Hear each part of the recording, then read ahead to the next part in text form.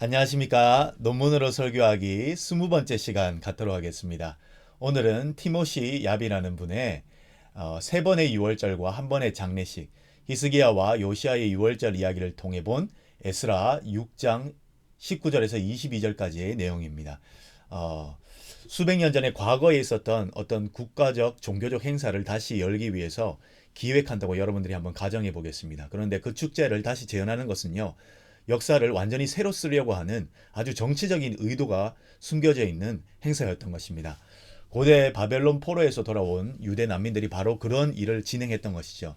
그들은 단순히 무너진 성전 건물만 세운 것이 다가 아니었습니다. 자신들이 누구인지를 알고, 그리고 제국의 그 위협, 그 열국의 대제국들의 그 위협이 난무하는 험난한 세상 속에서 어떻게 살아남아야 하는지를 규명하기 위해서 과거의 기억들을 아주 정교하게 편집하고 또 재정의했습니다. 그러니까 그 치열한 역사 편집의 현장을 살펴보는 논문이 바로 오늘 우리가 살펴보는 이 티모시압의 글인 것입니다. 논문의 제목이 세 번의 유월절과 한 번의 장례식, 히스기야와 요시아의 유월절 이야기를 살펴보는데 정말 이게 무슨 영화 제목 같지 않습니까? 구약성경 에스라 6장에 기록된 포로 귀환 이후의 첫 유월절 행사가 그 이전의 앞에 많은 있었던 그 유월절 행사들과 상당히 유사한 모습을 보여준다. 특히 히스기야 왕 그리고 요시아 왕 때 유월절과 놀라울 정도로 닮아 있게 되면서 세 번의 유월절, 히스기야, 요시아, 에스라 이렇게 세 번의 유월절이 신학적 의도를 갖고 있다는 것을 살펴봅니다. 이 논문은 성경 저자가 어떻게 과거의 트라우마와 실패를 빌려와서 현재 자신들의 그 유월절 행사를 새롭게 정의하고 또 그 어려움들을 어떻게 극복해냈는지를 보여주는 장치라고 이렇게 봅니다. 일단 화면을 보시면요. 느헤미야 에스라서에 이 나오는 유월절의 패턴들을 한번 보도록 하겠습니다. 화면을 보시면 그 히스기야와 요시야 때의 그 유월절과 지금 히스기야와 요시야의 유월절과 에스라 시대의 이 유월절이 완전히 거의 다 상당히 유사합니다. 첫 번째 성전 보수와 재봉헌 이후에 세 번 유월절에 모두 다 성전과 같은 예배 처소를 새롭게 단장하고 하나님께 다시 바쳐지는 그런 예식 이후에 이어졌어요. 그리고 성전의 인력들이 성별됩니다. 정결 예식을 통해서 세 번의 유월절 모두 유월절 행사 앞에서 유월절 행사에 앞서서 제사장과 레위인 등이 성전 봉사하는 인력들 이런 사람들이 거룩하게 완전히 구별되는 과정들이 기록되어 있습니다. 그리고 레위인들의 어린 양의 도살 장면들이 등장하죠. 유월절 예식을 치를 때 오직 레위인들만이 무리를 대신해서 유월절에 어린 양을 잡습니다. 그리고 유월절 직후에 무교절 준수가 나오는데 세 사건 모두 유월절 축제를 기념한 이후에 곧바로 무교절 절기를 지킵니다. 결과적으로 이러한 공통점들은 에스라 느헤미야의 저자가 성전 재건 이후에 거행된 에스라 시대의 유월절을 묘사할 때 과거 히스기야와 요시아의 유월절의 그 기록들을 의도적으로 참고해서 대단히 비슷한 패턴으로 지금 네 가지 문덕들이 모두 다 동일하지 않습니까? 히스기야와 요시아와 에스라 이 다 동일한 걸 봐서는 티모시압은 이거 분명히 히스기야와 요시아 때의 유월절들을 참고해서 기록한 것 같다라고 이렇게 추측하는 것이죠. 일단 유월절에 대해 살펴보겠습니다. 유대인들에게 유월절은요 정체성 그 자체였습니다. 그러니까 당연히 매년 지켜지는 단순한 국가적 명절이라고 우리가 생각할 수 있겠죠. 그런데 우리가 그런 생각을 단순히 해버리면요, 유월절 행사가 그렇게 특별하게 여겨지지 않을 수가 있습니다. 그런데 이 논문에는요 여러 학자들의 분석을 통해서 한 가지를 밝혀내는데 뭐냐면 여러분 유월절이 이 국가적 행사로 엄청나게 중요한 행사이지 않습니까? 그리고 당연히 해야 되는 지켜져야 하는 행사이지 않습니까? 그런데 이 성경 구약 전체에서요. 유월절이 실제로 거행됐다고 명확하게 기록하는 곳이 몇 군데가 있겠습니까? 단 7군데밖에 없습니다. 7군데. 수백 년 아니 수천 년 역사인데 단 7번이라는 것은 상당히 의아할 수 있는 대목입니다. 국가 최고의 명절인데 사람들이 수백 년 동안 그걸 까맣게 잊어버리거나 아예 안 지켰다는 뜻일까요? 이것은 아닌 것 같습니다. 수백 년, 수천 년 동안. 사람들이 실제로 안 지켰다기보다는 문헌을 기록하고 편집한 저자들의 그 기록한 성경의 저자들의 의도로 보는 것이 훨씬 타당합니다. 일부러 기록을 안 한 것이죠. 고대 이스라엘 역사가들은요, 유월절을 함부로 또는 아무 때나 일상적인 행사처럼 쓰지 않습니다. 기록된 일곱 번의 유월절이 언제 등장하는지를 보면 그 메커니즘을 명확하게 알 수 있습니다. 예를 들자면 출애굽 직전에 맞죠? 유월절 행사했죠. 그리고 시내산에서 그리고 가나안 땅에 입성하기 직전 이럴 때의 유월절 행사를 진행했다라고 성경 저자가 의도적으로 기록합니다. 약간 느낌이 오시나요? 그러니까 이스라엘 민족의 구원 역사에 지형도가 완전히 뒤바뀌는 거대한 전환점에만 전략적으로 유월절 행사 기록이 등장한다는 겁니다. 그러니까 유월절 기록 자체가 말하는 것은 여러분 지금부터 역사의 새로운 챕터가 시작됩니다. 라고 이런 식으로 알리는 아주 거대한 사이렌 소리 같은 것이죠. 그러니까 에스라 6장에 등장하는 유월절 역시 바벨론 포로 생활이라는 끔찍한 재앙을 끝내고 이제 예루살렘으로 돌아와서 성전을 재건한 엄청난 순간에 울리는 엄청난 재건을 하고 하는 그런 엄청난 순간에 어떤 신학적 의미를 담은 사이렌과 같은 것이죠. 그런데 조금 전 에스라 시대의 유월절이 수백 년 전에 히스기야 왕이 치렀던 유월절의 그 모습과 너무나 비슷하다고 했지 않습니까? 이 점을 먼저 파악해 보겠습니다. 히스기야는 분열된 북이스라엘과 남유다를 하나로 통합하려는 거대한 야심을 가졌던 왕이었어요. 정치적이면서도 종교적인 야심이 있었던 것이죠. 그래서 이 통합을 이루기 위해서 아주 물리적인 수단을 씁니다. 전국 방방곡곡에 전령을 보내서 다 같이 예루살렘에 모여서 유월절을 지키자고 편지를 돌린 것이에요. 그런데 전국 백성들이 한 자리에 모이는 것은 단순한 행사가 아니지 않습니까? 우리 같으면 뭐 설날이나 뭐 한가위 이럴 때 추석 때 명절에 고향으로 이동하는 그런 수준의 문제가 아니었어요. 이거는 국가적인 대사건이었어요. 왜냐 한 곳으로 모이니까. 그런데 그것이 또한 다가 아닙니다. 당시 상황은요, 극도로 이념이 대립하고 전쟁까지 치렀던 남북한이 갈라져 있는 그런 상황이었습니다. 남한 지도자가 북한 주민들한테 일일이 편지를 보내서 서울에 모여서 통일축제 합시다. 이런 것과 마찬가지예요. 지금 이스라엘은 남북으로 나눠져 있고 오랫동안 적대 관계로 있었습니다. 신앙적으로나 정치적으로나 완전 악몽을 키우는 사건처럼 돼버리는 거예요. 실제로 그 악몽이 현실이 됩니다. 히스기야의 그 멋진 꿈과는 비전과는 반대로 편지를 들고 간 전령들이요 북쪽 지역 사람들에게 엄청난 비웃음과 조롱을 당했습니다. 그야말로 현실의 벽에 부딪힌 것이죠. 게다가 억지로 사람들을 긁어 모으려고 준비하다가 원래 6월절 날짜도 못 맞추고 이 충격적이지 않습니까? 6월절 날짜가 얼마나 중요한데 6월절 날짜를 못 맞추고 한 달이나 연기를 해서 치러야 했습니다. 6월절은 날짜가 생명이지 않습니까?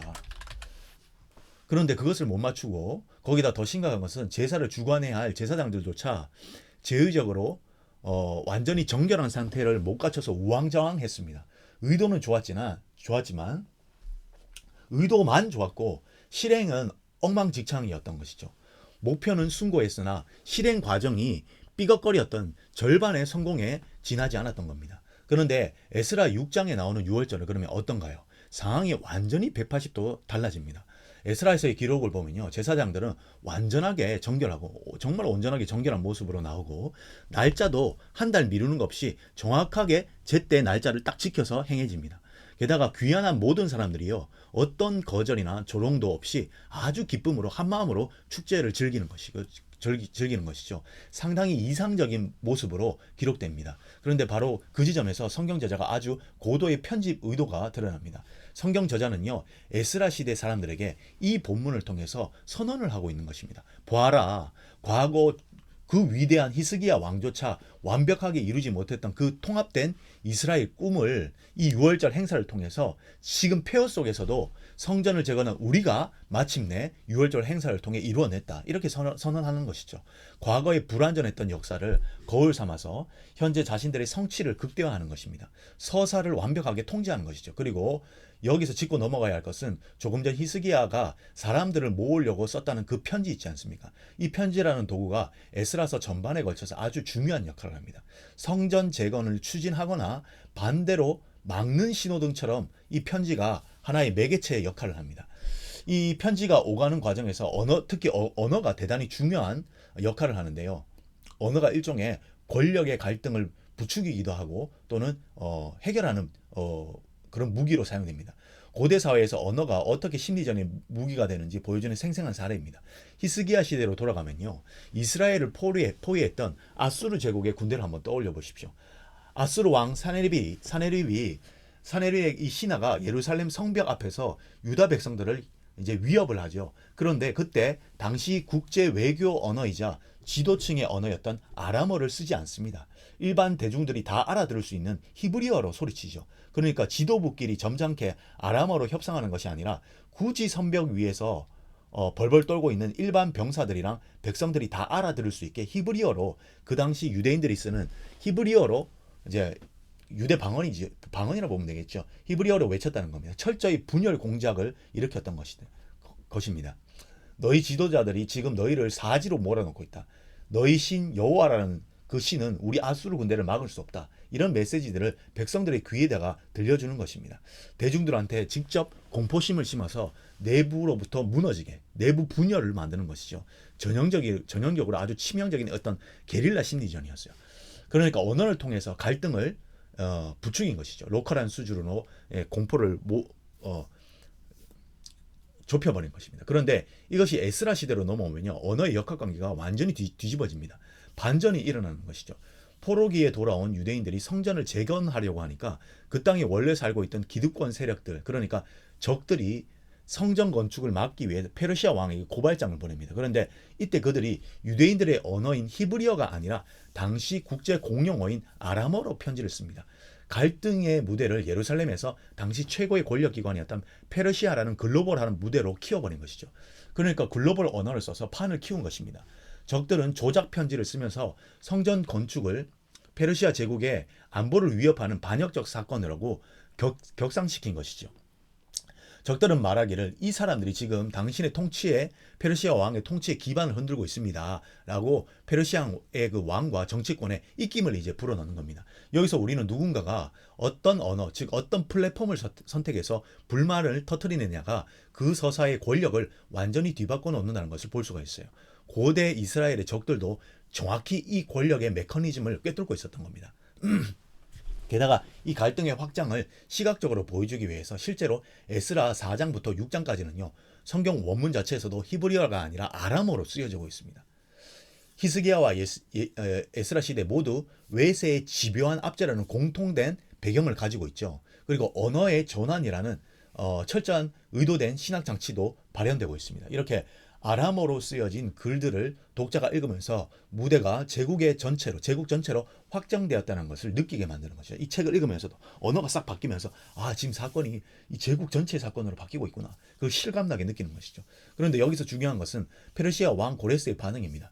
이 서사가 가장 큰 반전인데, 고레스는 그 고발장을 읽고요, 유대인들을 처벌한 것이 아니라 똑같은 글로벌 언어인 아람어를 사용해서 공식 칙령을 내립니다. 그런데 그 아람어 칙령을 통해서 이스라엘 하나님을 지역의 힘없는 신이 아니라 세계 만방의 군주들을 위해 계신 위대한 하늘의 하나님으로 격상시키죠.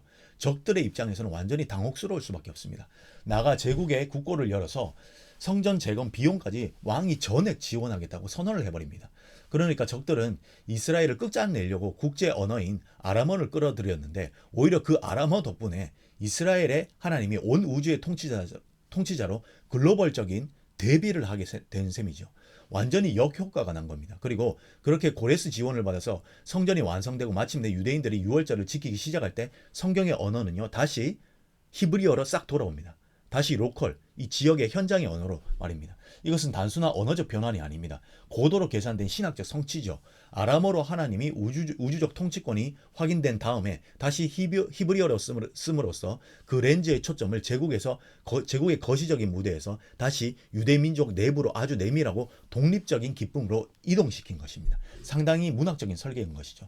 다시 한번 화면을 보겠습니다. 언어의 반전, 신성 모독에서 우주적 찬양으로 전환되는 히스기야 시대와 에스라 시대 때 사네립이 조롱하고 고레스의 조서가 선포되는 이런 서로 반대되는, 아람어에서 히브리어로 히스기야 시대 때는 조롱을 위해서 그렇게 선포되었다면, 이제 에스라 시대는 거꾸로 히브리어에서 아람어로 바뀌면서 성전 재건의 합법성이 전 세계에 이제 선포되는 그런 일들이 벌어지죠. 그리고 히스기야 시대 때는 하나님이 격화되었다가 에스라 시대 때는 하나님이 격상되죠. 이런 완전 반전되는 효과가 나타납니다. 그런데 텍스트 안에, 이 본문 안에 미스테리가 하나 있습니다. 에스라 6장 22절인데요. 성전 재건을 전폭적으로 지지해준 페르시아 왕 다리오를 향해서 성경이 뜬금없이 아수르 왕이라고 부른다는 것입니다. 분명히 페르시아 왕인데 아수르 왕이라고 적어놨어요. 이 짧은 구절 하나 때문에 수많은 해석학적 논쟁이 있었습니다. 단순히 필사 오류다 이거 잘못 적었다. 또는 무슨 제국의 잔혹성을 비유하는 암호다 이렇게 말들이 많았어요. 그런데 이 논문에서는요 그것을 어떻게 해석하냐면 티모시 압은요 에스라 느헤미야서 저자가 역사를 인식하는 그 독특한 방식 때문이라고 이렇게 주장합니다. 그들은 이스라엘이 겪은 외세 침략이나 고난을 각각 끊어진 개별 사건으로 보지 않는 거예요.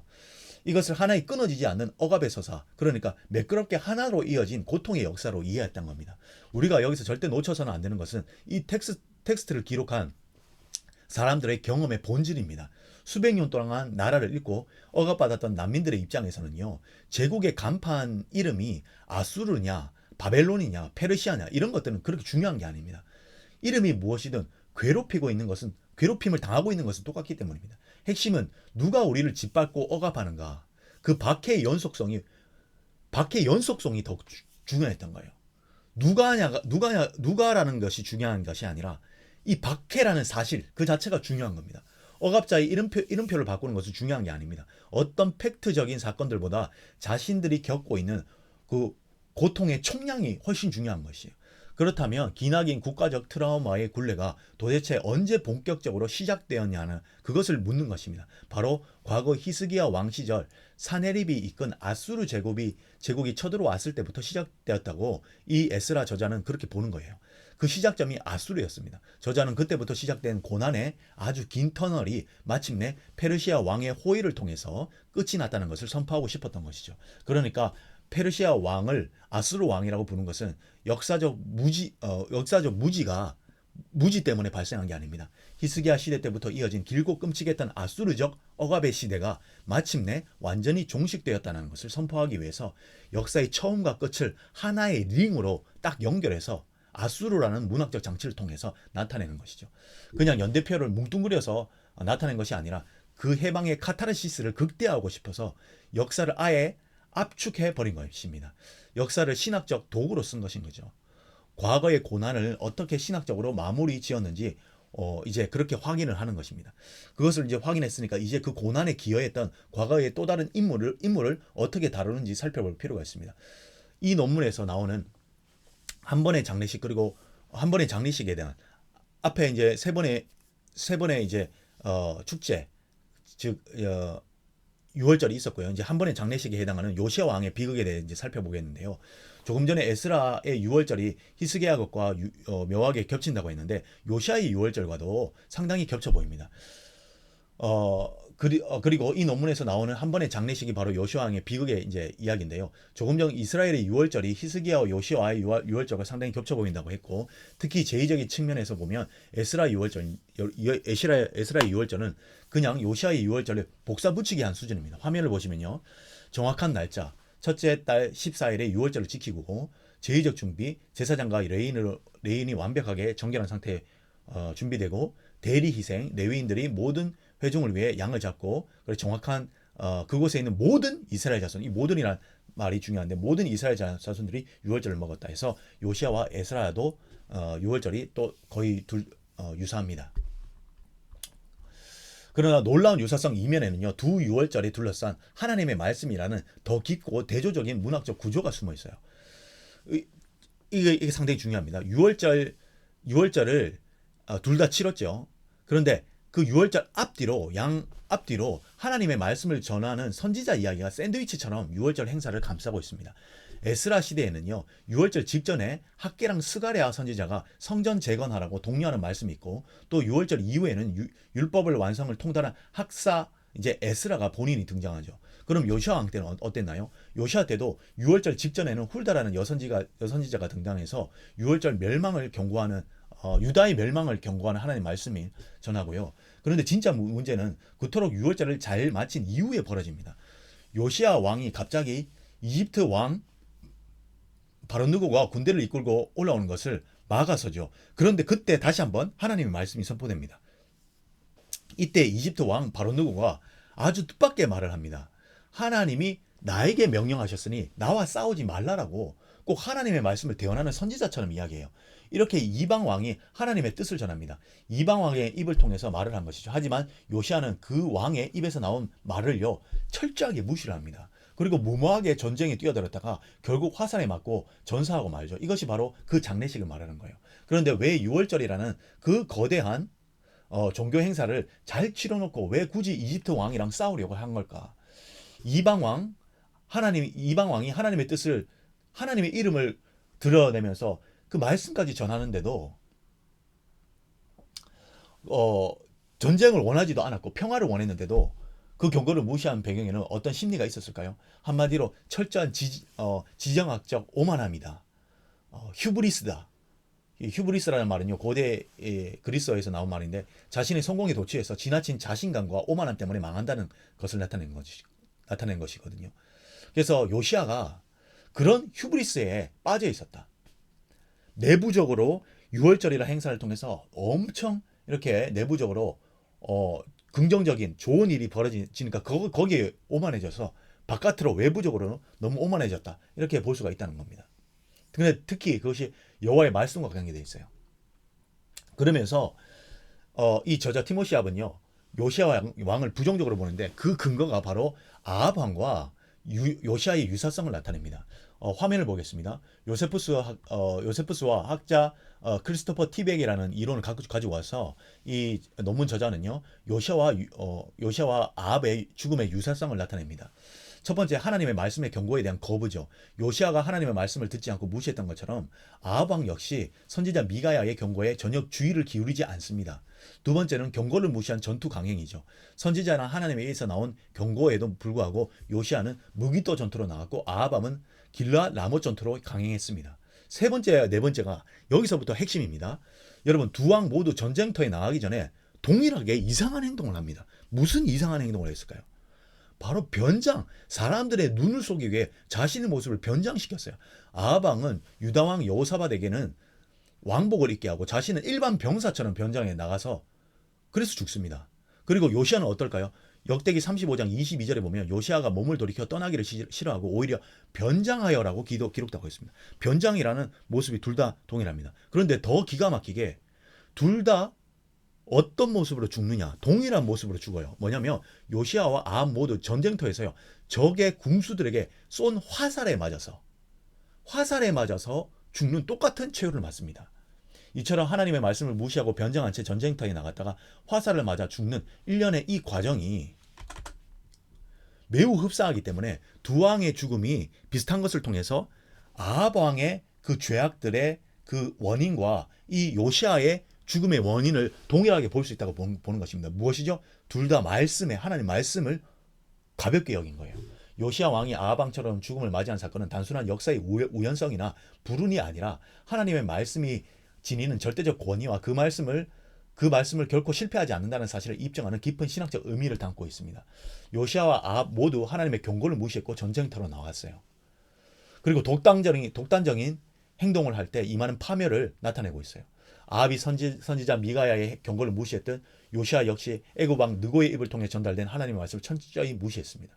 두 왕 모두 적의 눈을 쏘기 위해 변장까지 하면서 인간적인 꾀를 냈지만 결국 우연히 날라온 궁수의 화살에 맞아 전사는 똑같은 최후를 맞습니다.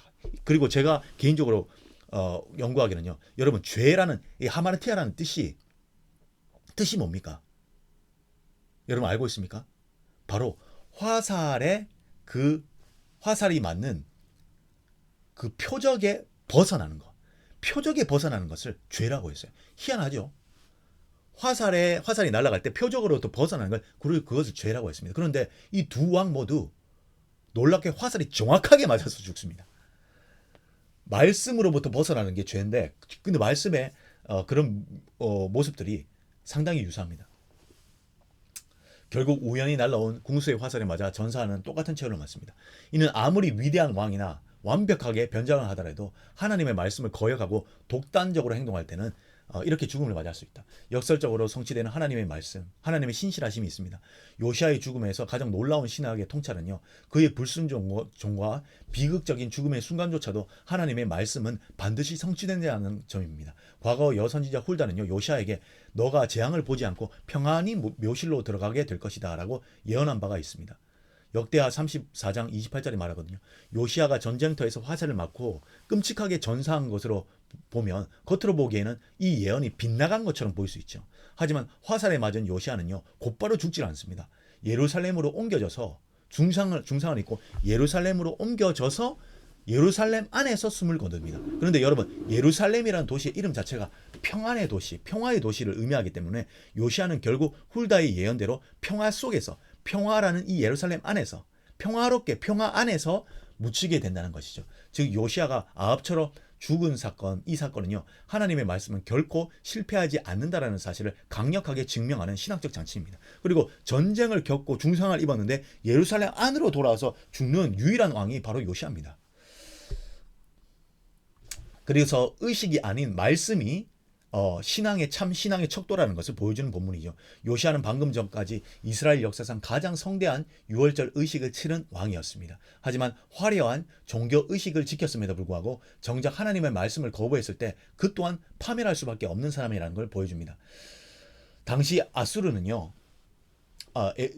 에스라 저자는요 요시아의 이 비극적인 죽음을 통해 참된 신앙이나 종교적인 절기를 지키는 것에 그치는 것이 아니라 하나님의 말씀을 연구하고 철저히 순종하는 것에 있음을 역설합니다. 그래서 저자는 말씀에 불순종하여 멸망한 요시아의 실패를 보여준 직후에 여호와의 율법을 예언하고 연구하고 준행하기로 굳게 결심한 에스라를 요시아의 완벽한 대척점의 인물로 등장시킵니다. 그래서 에스라와 요시아는 대척점의 인물입니다. 당시 아수르 제국은 무너지고 있었고 바벨론 신흥 강자로 떠오르면서 권력의 진공 상태였죠. 요시아는 자기가 훌륭하게 국가적 개혁도 하고 유월절도 잘 치러냈으니까 이제 이스라엘이 이 지역의 패권을 독차지할 그런 시대다 이렇게 생각하고 이집트 군대쯤 가볍게 이길 수 있을 것이라고 착각했던 것 같습니다. 내부적으로 안정적인 상황이 만들어지자 외부적으로도 도약할 수 있다는 교만을 품기 시작한 것이죠. 자기가 치른 종교적 의식이 하나님으로부터 무제한적인 보호를 이끌어낼 수 있다는 일종의 백지수표라고 생각해버린 겁니다. 종교적 열심이 정치적 오만함으로 변질되어 결국 자기 자신을 파괴해버린 것이죠. 그래서 논문의 저자는 이 사건을 부정적인 유월절이라는 개념으로 설명합니다. 원래 유월절이라는 건 좋은 일이지 않습니까?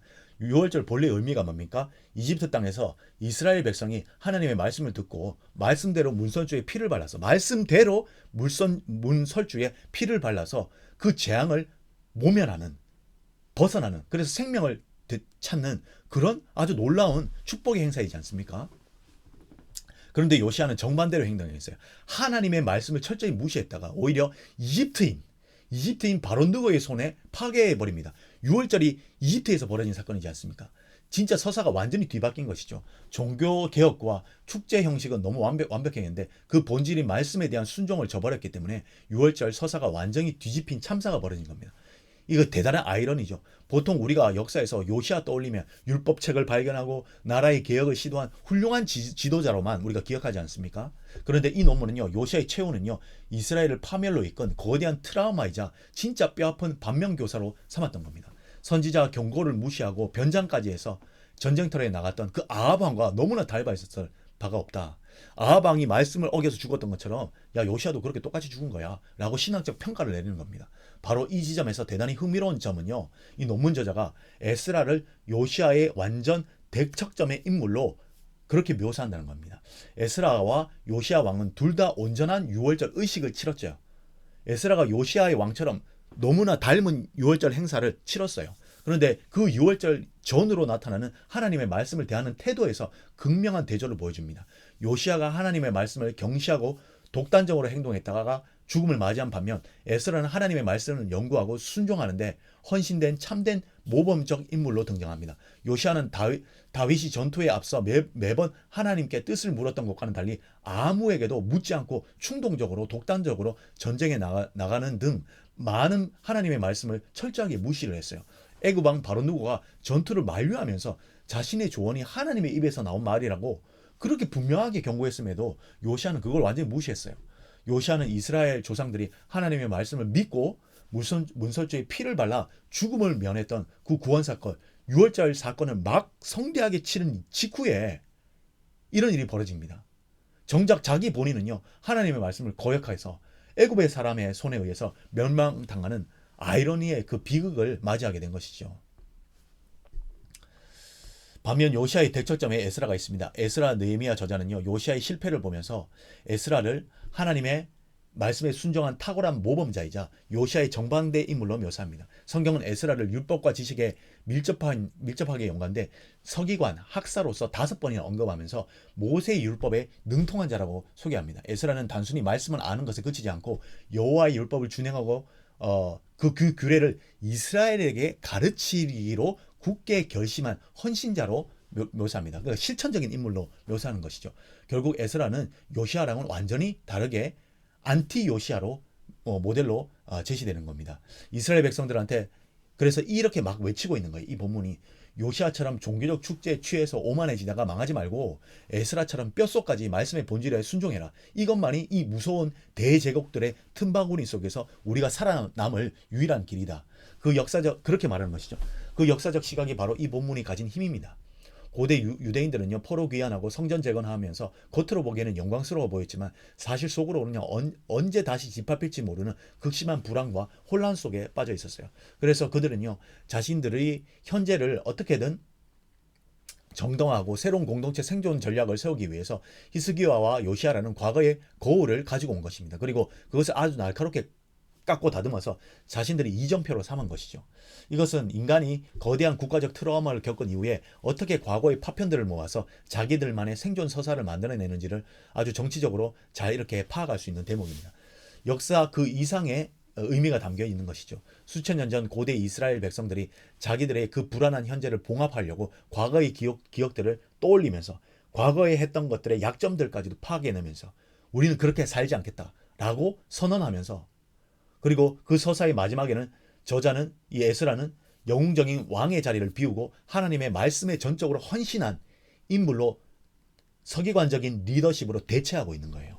에스라의 핵심의 중요성은요, 단순한 성전 건축의 재건이나 종교적 의식을 넘어서 하나님의 말씀을 중심으로 이 이스라엘 공동체를 재건하는데, 그리고 그 정체성을 새롭게 하는데 목적이 있습니다. 구체적으로 다음과 같은 요소를 통해서 이 에스라는 재건을 이뤄나가는데, 말씀을 토대로 한 공동체 회복이죠. 첫째는 학개와 스가랴 선지자가 전한 말씀을 토대로 해서 모든 것이 형통하게 이루어지는, 그래서 포로 귀환의 공동체가 온전히 말씀으로 세워지는 공동체. 그리고 의식 중심에서 예배, 어떤 그 축제, 예배, 절기 이런 걸 중심해서 말씀 중심으로의 신앙의 전환을 나타내려고 하는 것이요. 요시아 왕의 비극적인 상황을 의도적으로 이렇게 나타내는 거. 나타내고 그 대척점에 에스라를 등장시켜서 앞으로는 종교적 절기나 예식을 지키는 것에 그렇게 머무는 것이 아니라 하나님 말씀에 철저히 순종하는 것에 우리 생명이 달려있다는 걸 말하는 겁니다. 그리고 말씀의 신천과 가르침을 통한 영적 재건이죠. 에스라를 통해서 이 사람은 말씀에 헌신된 사람이다. 그리고 말씀을 굳게 가르치기로 결심된 사람이다. 그것을 통해서 너희들도 이스라엘 전체 그렇게 살아야 된다. 말씀을 깊이 연구하고 이스라엘 전체의 그 영적 정체성을 말씀으로 세워야 된다. 결론적으로 에스라 느헤미야 저자는요, 에스라를 하나님 말씀에 탁월하게 헌신한 이상적 롤모델로 세움으로 말미암아 새 시대의 이스라엘 공동체가 나가야 할 방향을 제시하는 겁니다. 말씀에 순종한 방향으로. 그래서 히스기야의 렌즈, 즉 남북 이스라엘 전체의 연합이라는 그 미완성의 꿈을 에스라가 이뤄냈고, 맞죠? 그리고 아수르 페르시아의 렌즈, 사네리브로부터 시작된 조롱과 제국의 그 억압, 아수르 왕이라고 6장 22절에 표현했지 않습니까? 그 억압이라는 기나긴 사슬을 종식시키는 일이 에스라 시대 때 6장에서 일어났고, 또 요시아의 렌즈를 통해서 말씀에 무지하고 말씀을 무시했던 왕정 리더십의 그 실패를 극복하고 그것을 극복하고 말씀 중심의 새로운 리더십인 에스라 시대로 역사를 재편하는. 그래서 에스라서 6장은요, 여기에서 등장하는 6월절은 단순한 귀한 자들의 축제가 아닙니다. 이들은 실패한 과거의 상처를 봉합하고 치유하고 이스라엘이 오직 하나님의 말씀을 위해 새롭게 세워졌음을 알리는 가장 찬란한 신학적 선언인 것이죠. 에스라 6장의 6월절은 그래서 이스라엘 구원사의 신학적 절정을 담아낸다고 볼 수가 있습니다. 오늘 이 말씀을 통해서 다양한 설교 소스들이 나왔는데요. 이것들을 통해서 더 묵상하고 또 이 말씀으로 재건되는 공동체, 이런 차원으로 본문을 이해해 보시는 게 좋겠습니다. 설교자들과 성도님들 이것으로 묵상해 보면 참 좋겠습니다. 감사합니다.